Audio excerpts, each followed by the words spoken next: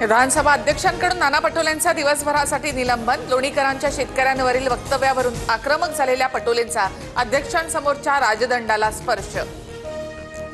रोज निलंबित केलं तरी चालेल, पण शेतकऱ्यांचा अपमान सहन करणार नाही। लोणीकरांनी माफी मागावी। निलंबनानंतर पटोले ठाम, तर आव्हाडांकडून देखील समर्थन। विधानसभा अध्यक्षांच्या अंगावर धावून जाणं अयोग्य। नाना पटोलेंनी माफी मागावी। पटोले सभागृहामध्ये आक्रमक झाल्यानंतर मुख्यमंत्री फडणवीसांचा निशाणा। बीडमधील अल्पवयीन मुलीच्या विनयभंग प्रकरणाची एसआयटी चौकशी करणार। वरिष्ठ पोलीस अधिकाऱ्याच्या नेतृत्वात चौकशी होणार। धनंजय मुंडेंची मागणी मुख्यमंत्री फडणवीसांकडून मान्य। धनंजय मुंडेंना राजीनामा द्यावा लागल्याचं दुःख। बीड विनयभंग प्रकरणात लवकरच दूध का दूध पाणी का पाणी होईल। आरोपानंतर संदीप क्षीरसागर यांचा पलटवार। मराठी जनांनी सरकारला नमवलं। वाजत गाजत गुलाल उधळत मेळाव्याला या। हिंदी जीआर रद्द झाल्यानंतर राज आणि उद्धव ठाकरेंचे एकत्र पत्र। 5 जुलैला वरळीमध्ये मेळावा होणार। उद्धव ठाकरे आणि राज ठाकरे यांच्या एकत्रित विजयी मोर्चावरून पत्रकारांचा उपमुख्यमंत्री शिंदेंना प्रश्न। ठाकरे बंधूंच्या मेळाव्यावर बोलणं शिंदेंनी टाळलं। हिंदीबाबत उद्धव ठाकरेंचा जीआर असल्यास समोर आणा आणि जाळा। संजय राऊतांचा मुख्यमंत्री फडणवीसांना आव्हान। तर फडणवीसांनी शिवसेना फोडण्याचा जीआर काढला तरी मराठी माणूस एकत्र, राऊतांचं प्रत्युत्तर।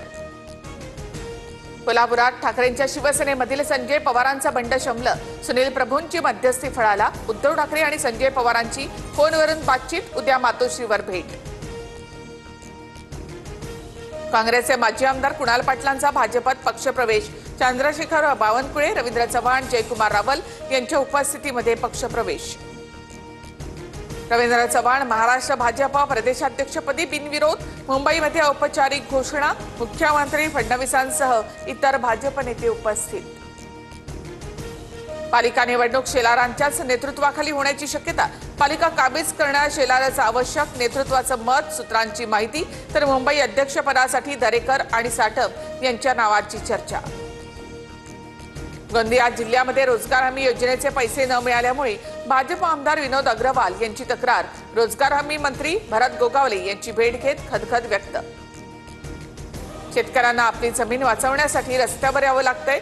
शक्तीपीठ महामार्ग सरकारने रद्द करावा, सतेज पाटलांची मागणी। पुण्यामधील कॅम्प परिसरामध्ये निर्माणाधीन इमारतीचा स्लॅब कोसळला। दुर्घटनेमध्ये एकाचा मृत्यू तर 3 जण जखमी झाल्याची माहिती। वारी दरम्यान कुठल्याही कारणाने वारकऱ्याचा मृत्यू झाल्यास सरकारकडून 4 लाखाची मदत मिळणार। 60% अधिक अपंगत्व आल्यास 2.5 लाख, तर त्यापेक्षा जास्त अपंगत्व आल्यास 74,000ची मदत मिळणार। संत तुकाराम महाराजांच्या पादुकांना नीरा नदीमध्ये शाही स्नान। पालखीचा सोलापूरमध्ये प्रवेश। अकलूजमध्ये मानाचा 3रं रिंगण भक्तिमय वातावरणामध्ये संपन्न। माळशिरसमध्ये ज्ञानेश्वर माऊलींच्या पालखीचं पहिलं गोल रिंगण। सदाशिवनगरमध्ये पार पडला सोहळा।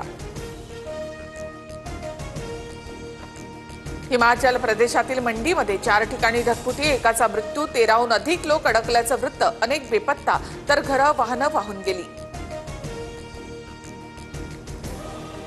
उत्तराखंडच्या पोडीमध्ये संपूर्ण डोंगर खचला, तर उत्तराखंडमध्ये कोटद्वार, बद्रीनाथ आणि यमुनोत्री मार्ग बंद। महाराष्ट्रामधील 200 पर्यटक अडकल्याची माहिती।